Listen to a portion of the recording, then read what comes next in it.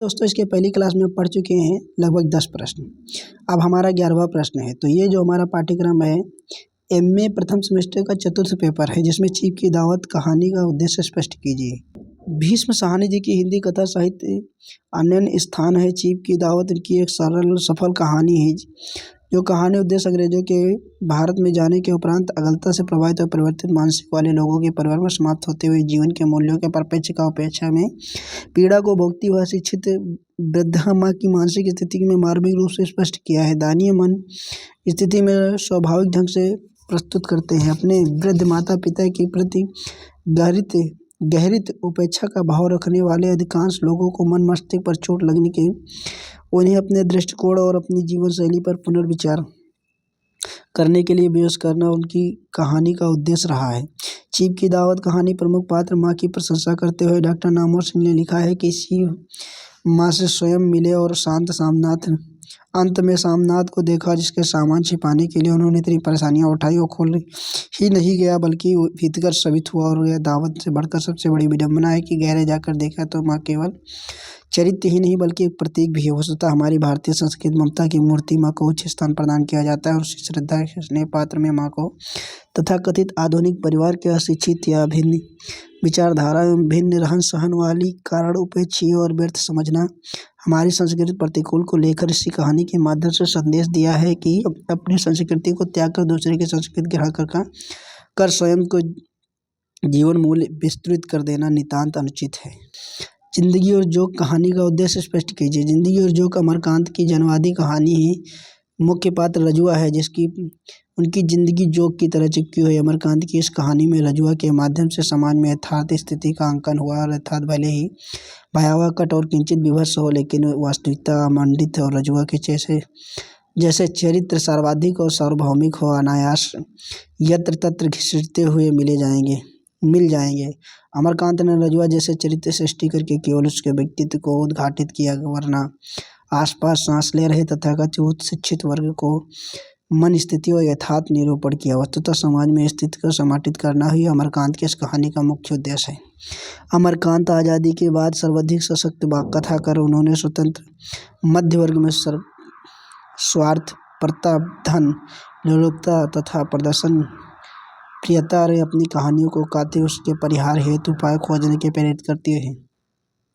आज का समाज अपनी स्वार्थ पूर्ति और सिद्धि के लिए प्रयुक्त करने वाली व्यक्ति के तथाकथित पढ़े लिखे समाज में संबंधित है। किसी तरह के कार्य में संपादित करने के तनिक भी हिचक का अनुभव नहीं करता। आलोच कहानी का उद्देश्य नहीं तथा सत्य का उद्घाटन करना रहा।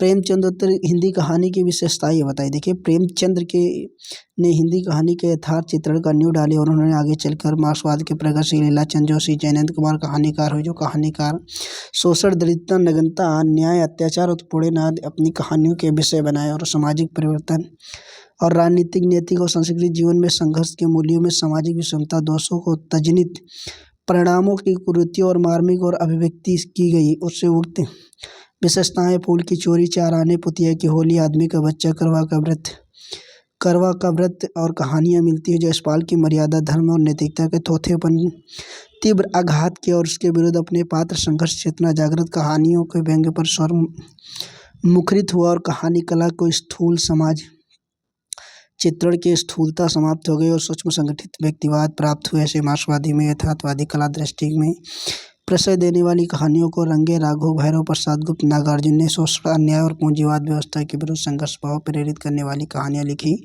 रंगे राघव राष्ट्रीय स्वाधीनता और संघर्ष, बंगाल का अंकाल,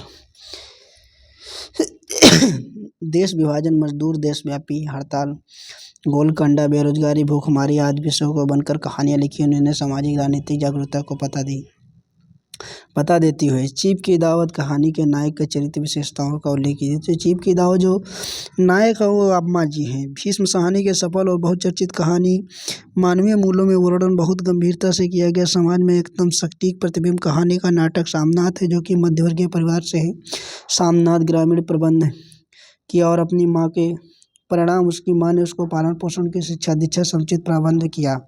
अपनी माँ के कारण वह आज अफसर बन गए, लेकिन माँ को हुई अपेक्षित दृष्टि से देखना उसके कारण सामनाथ का पाश्चात्य सभ्यता का प्रभाव पूरी तरह पड़ चुका था। अपने आप को एक सभ्य संस्कृत व्यक्ति मानते थे और सामनाथ दिखावे की ज़िंदगी पसंद करने वाला एक नौकरी पेशा व्यक्ति थे, जिसकी ज़िंदगी घर में जो चीज़ें फालतू और बेकार दिखाई पड़ती वह घर के बाहर कर दिया जाए। बेड के नीचे फालतू चीज़ों के मध्य उनकी माँ भी एक कड़ी है जो कि फालतू है, और माँ अपने जीवन बेचकर सामनाथ को पढ़ा रही थी, फालतू नहीं थी। मेहमान घर पर आने माँ को छिपाया जाए, आने अपने जेवर बेचकर सामनाथ को पढ़ाया, फालतू मेहमान घर पर आने पर माँ को कहीं पर छिपाया जाए। नाटक के सामने समस्या की आधुनिक प्रवेश में माँ को फिटे नहीं बैठ रही थी, जिससे बेटी की पार्टी में अपमान होता। अंत में माँ ने फायदा मिलने पर माँ अच्छी हो जाती। जब सब कुछ मिलाकर नायक आधुनिक व्यक्ति के जिसने माँ को अपने साथ मजबूरी में रखा, संवेदनहीनता, लालच, अक्सरवाद पर सब अवगुण नायक पर सुशोभित होती है। बाप बड़ा ना भैया, सबसे बड़ा रुपया वाली नाटक सटीक बैठती है। तो कहने का अर्थ इसमें जो मुख्य पात्र है वो दादी अम्मा है, जिसको माँ के नाम से बूढ़ी माँ या माँ के नाम से भी आप जान सकते हैं। सिद्ध कीजिए कमलेश्वर की नई कहानी सबसे महत्वपूर्ण कहानी है। कमलेश्वर की नई कहानी में पुराधाओं में एक 1972 में अपने समांतर कहानी का आंदोलन चलाकर युवा कहानी का आकृष्ट किया। इस आंदोलन ने अपने आप को कहानी साहित्य में केंद्र बनाए रखने के राजा निर्बसिया, खोई हुई दिशाएं, मांस का दरिया, जर्ज पंचम की नाक, अपना एक एकांत जैसी कहानियाँ विशेष रूप से चर्चित हुई, जो समानांतर कहानी दौर से अपने मानसरोवर के हंस, इतने अच्छे दिन कितने, पाकिस्तान जैसे कहानियाँ सराही गई। वैसे कुछ आलोचकों में राज समांतर कहानी का आंदोलन कमलेश्वर द्वारा अपने पुनः सुर्खियों में लाने के लिए योजनाबद्ध तरीके से प्रस्तावित किया गया। जैसे कुछ नई कहानियाँ वृत्ति लेखों ने मोहन राकेश, राजेंद्र यादव, कमलेश्वर से ही ऐसे जिन्होंने सामाजिक विसंगतियों के भ्रष्टाचार, टूटते जीवन मूल्य को वाणी देने का प्रयत्न किया है। नई कहानियों को सशक्त हस्ताक्षर कमलेश्वर की कहानियों का अनुभव प्रमाणिक विद्यमान है। कस्बाई जीवन में अद्भुत हिस्सा गो कत्ते के अनुभव में आँच में पकाकर उसे सुग्राह्य बनाता है। अनुभव से प्रमाणित कारण उन्हें कहानियाँ यथार्थ में अत्यधिक निकट है।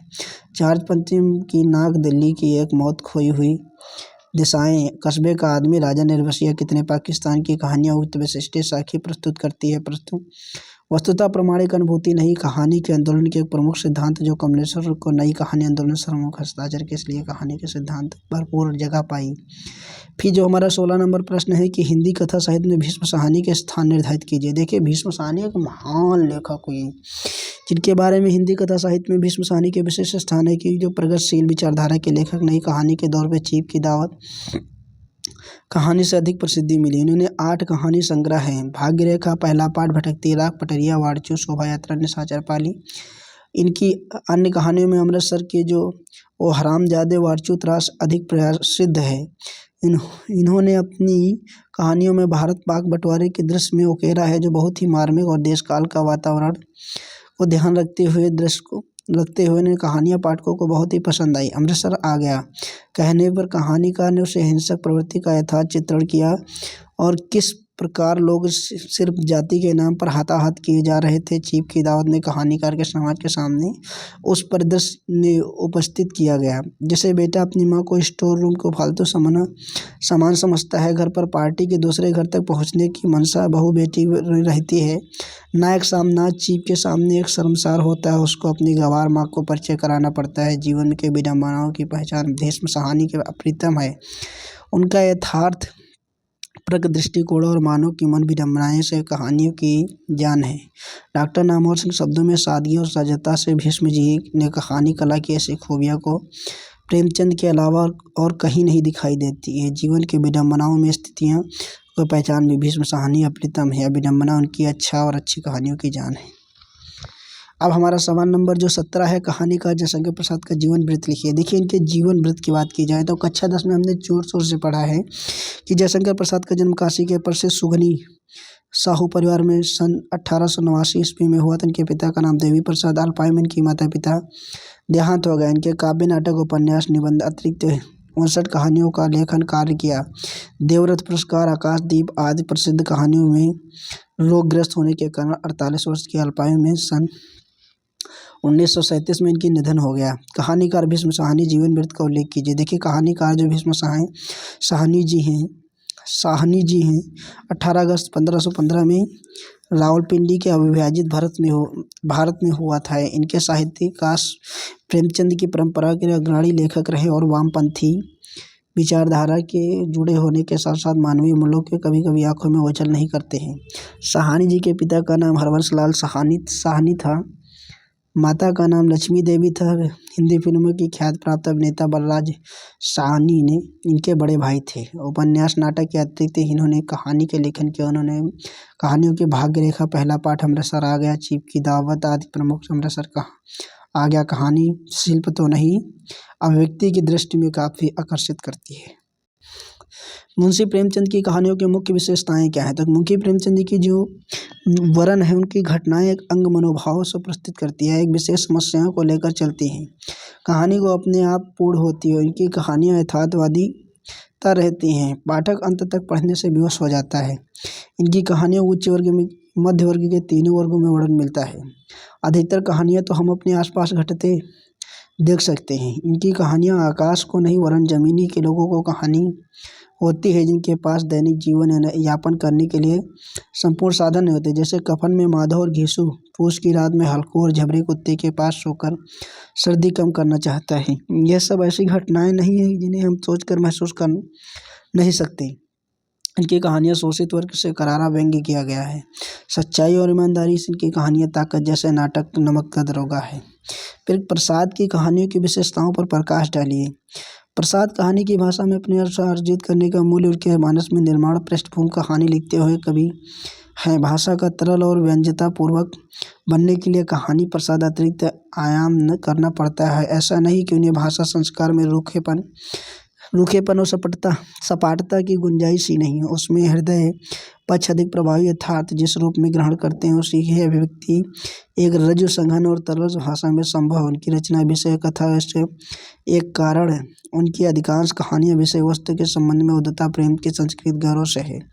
रगमयता से, अभिव्यंजना से आना स्वाभाविक है। ग्राम के मधुआ, चूड़ी वाली और विराम चिन्ह जैसी कहानी सामाजिक जीवन में अपेक्षाकृत ज़्यादा मूर्त रूपों से समकालीन स्थिति से संबंधित है। तो कुल हमारे ये 10 प्रश्न इधर पढ़ चुके हैं और 10 प्रश्न उधर पढ़ चुके हैं। तो 20 प्रश्न में से 8 प्रश्न आएंगे, जो कि हमको 4 प्रश्न करना है। तो हमारा पेपर बहुत ही आसानी होगा। अगर हमारे पास सीरीज नहीं है, अगर हमारी क्लास आप पढ़ रहे हो, तो आपका पेपर अच्छे से हो जाएगा। तो आज मिलेंगे अगली क्लास में। जय हिंद, जय दोस्तों।